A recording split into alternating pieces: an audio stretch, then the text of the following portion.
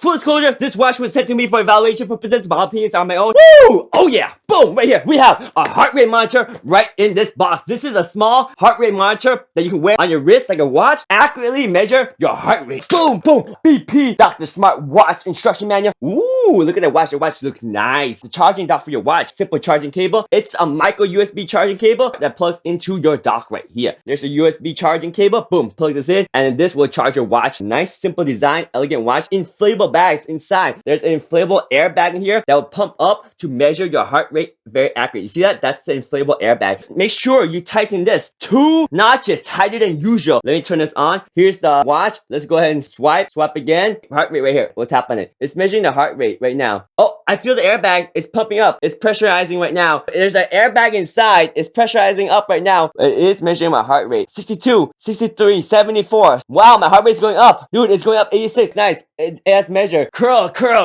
and get our heart rate up to measure our heart rate. Pump up, pump up. Let's go. Let's get our heart rate up. I can feel the pressure. It's building up pressure on my wrist right now. We'll put the hand over my heart rate here. It's measuring right now.